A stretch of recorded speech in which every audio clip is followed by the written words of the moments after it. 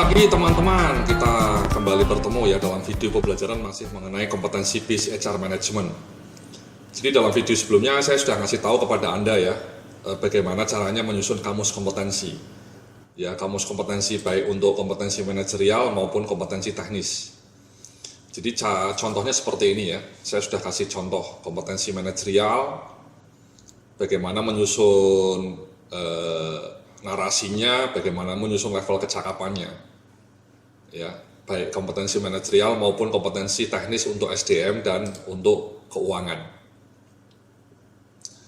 Jadi ini adalah contoh-contohnya ya. Kalau Anda mau mendapatkan contoh kamus kompetensi yang lebih lengkap, Anda bisa datang ke www.pakarkinerja.com. Ya, ini website saya juga. Jadi,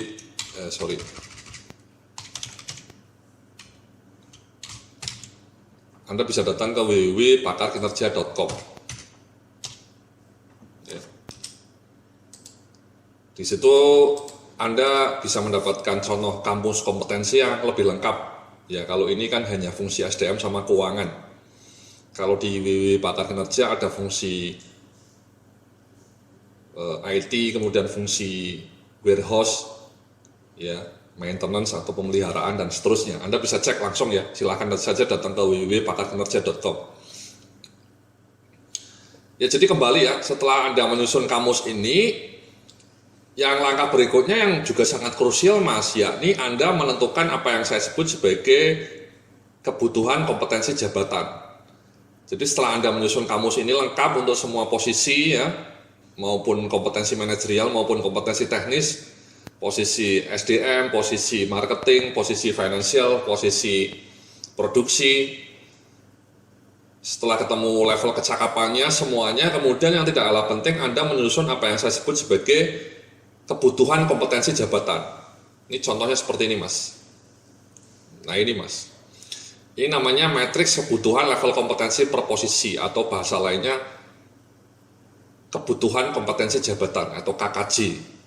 Ya. Nah ini Anda sebutkan kompetensi teknisnya apa saja. Ya. Ada kompetensi teknis administrasi SDM, pengembangan SDM, manajemen kinerja, manajemen remunerasi, hubungan industrial dan seterusnya, security management. Ya ini contoh saja Mas ya. Administrasi perkantoran. Ini industri di perusahaan Anda ya, aspek legal industri, ya, aspek legal, misalnya Anda industri perbankan ya, legalitas perbankan. Kalau Anda kerja di perusahaan manufacturing ya, industri manufacturing. Kalau Anda perkebunan ya, industri perkebunan. Nah setelah Anda mencantumkan kompetensi teknisnya di sisi sini ya, jenis-jenis kompetensi teknisnya, sekali lagi nih kompetensi ininya harus semua ada kamus kompetensinya Mas. Ya, harus ada kamus kompetensinya semua. Harus ada kamus kompetensi seperti ini ya. Ini kebetulan kan sudah ada ya, administrasi SDM sudah ada, pengembangan SDM tadi sudah ada kamusnya, manajemen kinerja dan seterusnya. Kalau untuk kamus kompetensinya memang kita hanya fokus di SDM Mas ya, kamus kompetensinya ya. Nah kemudian setelah itu Anda cantumkan posisi di perusahaan Anda, manajer SDM dan umum, asmen legal dan umum, asmen pengembangan SDM, staf umum dan legal, dan fresh grade misalnya, fresh graduate. Nah kemudian Anda cantumkan level kecakapan yang dibutuhkan. Misalnya untuk menjadi seorang manajer SDM dan umum, Anda harus levelnya itu untuk pengembangan SDM-nya level kecakapannya 5, manajemen kinerjanya kecakapannya 5. Hubungan industrialnya 5, legal industrinya 5. Karena ini kebetulan contohnya perusahaannya ini manajer SDM-nya menangani juga masalah umum ya. Umum itu membawai aspek legal juga. Sementara kalau aspek pengembangan SDM misalnya, administrasi SDM-nya cukup 3, tapi pengembangan SDM-nya levelnya syaratnya 5. Manajemen kinerjanya 5, remunerasi 3 dan seterusnya. Untuk SDM misalnya dia harus tahu administrasi SDM-nya levelnya 3 itu kecakapan standar Mas ya. Untuk community development dan legal tidak perlu zero ya, tidak dibutuhkan artinya, tidak perlu menguasai kompetensi itu. Kemudian kalau fresh graduate ya harus menguasai level 3 semua. Ya. Kalau misalnya fresh graduate-nya mau ditaruh di SDM, ya mungkin di level di kompetensi yang jenis SDM saja Mas ya. Tapi kalau misalnya fresh graduate-nya orang sarjana hukum mau ditempatkan di bagian legal, ya ini. Ya ini artinya fresh graduate-nya itu kenapa 3 semua karena asumsinya dari semua jurusan. Tapi kalau kemudian sudah dijuruskan dia nanti masuknya sebagai staf SDM ya cukup menguasai yang ini. Kalau dia fresh graduate-nya orang sarjana hukum ya menguasai yang ini. Ini namanya kebutuhan kompetensi jabatan Mas. Jadi angka-angka ini hanya akan punya makna kalau Anda sudah punya kamus kompetensi tadi. Sudah punya kamus ini Mas. Ya. Jadi Anda tahu 3 itu levelnya apa, 4 itu apa levelnya, 5 itu apa kecakapannya. Anda masukkan di sini. Ya, ini untuk kompetensi fungsional Mas. Mbak-mbak ya. Demikian juga Anda harus menyusun untuk kompetensi manajerial. Kan tadi manajerialnya sudah ada kamusnya semua Mas ya, sudah saya susun. Anda bisa download nanti ini. Sudah ada kecakapannya semua juga. Nah, cantumkanlah di sini ya jenis-jenis kompetensinya. Kemudian ditaruh kebutuhan kompetensi jabatannya. Kalau manajer semua minimal harus 5. Kalau asmen semua 4, kecuali ini 5 negosiasi karena ini orang asmen legal mungkin banyak negosiasi. Asmen pengembangan SDM semuanya harus 4, kecuali malah di sininya 3 misalnya. Staf SDM ya. Jadi penentuan kenapa dia 3, kenapa dia 2 itu melihat ininya lah Mas ya, melihat kebutuhannya ya. Misalnya kalau orang SDM misalnya asmen pengembangan karena sudah asmen ya at least harus levelnya 4 lah ya untuk problem solvingnya, planningnya, kerjasama. Tapi kalau staff mungkin tidak perlu perencanaan karena dia hanya mengerjakan tugas-tugas yang rutin ya, tidak perlu perencanaan ya, jadi perencanaannya 0 misalnya.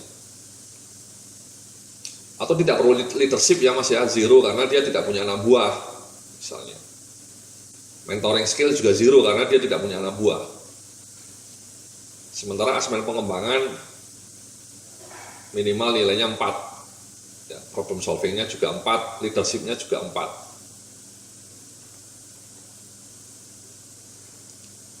Jadi inilah yang disebut level kebutuhan kompetensi perjabatan Mas, baik di kompetensi manajerial maupun kompetensi fungsional. Ini kunci nih Mas. Jadi ini matriks ini kunci karena inilah yang akan kita pegang sebagai acuan untuk penerapan di fungsi-fungsi lainnya. Ketika kita bicara kompetensi based HR management, ya backbone-nya itu ya ini Mas. Ya, metrik kebutuhan kompetensi ini. Backbone-nya ini sama tadi, kamus kompetensi tadi yang sudah kita susun. Ya, jadi nanti kalau Anda mau menyusun di kantor Anda, ya sama Mas, Anda cantumkan misalnya ini posisinya apa saja, mungkin ini contohnya hanya ada 1, 2, 3, 4, 5 posisi Mas ya. Di kantor Anda mungkin posisinya ada sampai 30 atau 100 misalnya, ya Anda bikin. Ya ini contoh keuangan SDM, keuangan juga sudah saya kasih contoh nih Mas, keuangan. Ya, ada manajer keuangan, manajer pengadaan, manajer business development, asmen keuangan, asmen pengadaan, staf keuangan, staf pengadaan. Ini kompetensinya, ya, kompetensinya. Misalnya untuk manajemen keuangan, ya manajer keuangan minimal harus 5 lah, ya. Tapi kalau untuk warehouse management mungkin tidak perlu, cukup 2, logistik management cukup 2, pengembangan SDM oke lah perlu 3. Ya. Ini pembelian Mas ya, procurement istilahnya.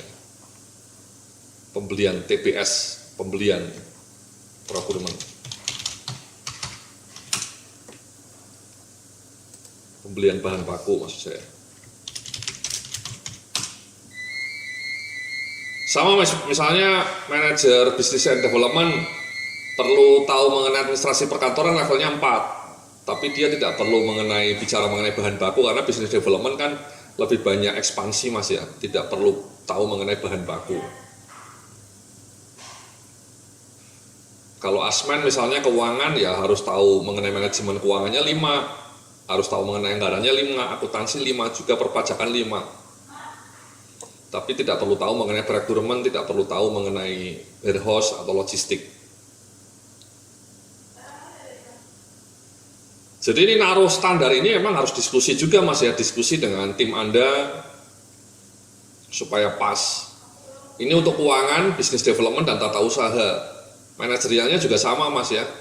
Ini sudah saya kasih manajerialnya, ini skalanya sama dengan yang SDM tadi.